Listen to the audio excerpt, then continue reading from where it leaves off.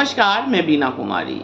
Sholay movie याद है ना आपको, जिसमें माएँ अपने बच्चों को सुलाती है, सो जा नहीं तो गब्बर आ जाएगा। गब्बर का इतना डर था। ठीक उसी तरह आज देश में ईडी का डर है। जो भी सरकार के खिलाफ है, चाहे वो विरोधी पार्टी हो, पत्रकार हो, अधिकारी हो, जो भी हो, जो सरकार के बातों से सहमत नहीं रखते हैं, उसे ईडी और सीबीआई का डर दिखाया जाता है। कांग्रेस के समय में सीबीआई को तोता कहा गया था, लेकिन आज के समय में ईडी और सीबीआई सरकार की दो बड़े हथियार बन चुके हैं विरोधी पार्टियों को अपने काबू में करने के लिए, जिस डर से विरोधी पार्टी के नेता सत्ताधारी पार्टी में शामिल हो जाते हैं और फिर वो दूध के धुले हो जाते हैं। उसी ईडी पर सुप्रीम कोर्ट में खुद चीफ जस्टिस गवई और जस्टिस विनोद चंद्रन की बेंच ने कहा है सिद्धारमैया की पत्नी की केस में कि राजनीतिक लड़ाइयों के लिए ईडी का इस्तेमाल क्यों हो रहा है।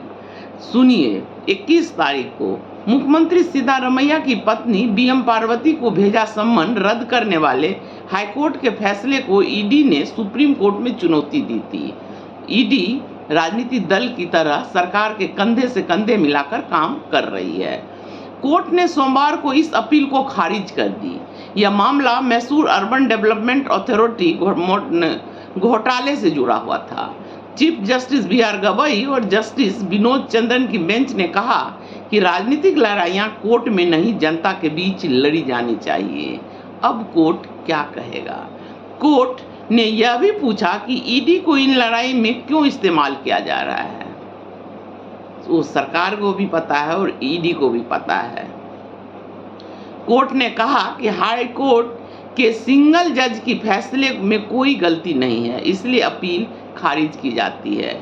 ईडी की ओर से अतिरिक्त सॉलिसिटर जनरल एस.वी. राजू ने कहा, ठीक है, हम अपील वापस लेते हैं, पर इसे मिसाल न माना जाए।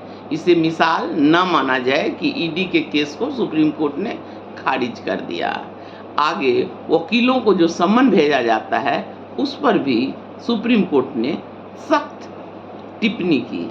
सुप्रीम कोर्ट ने ईडी की कार्रवाई पर सख्त टिप्पणी करते हुए कहा कि एजेंसी वकीलों को सम्मन भेजकर सभी सीमाएं पार कर रही है।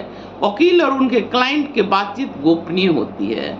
ऐसे में सिर्फ कानूनी सलाह देने या केस में पेश होने पर वकीलों को सम्मन भेजना गलत है। Chief justice B R. गवई और जस्टिस विनोद चंद्रन की बेंच ने इस मामले में स्वतः संज्ञान लिया।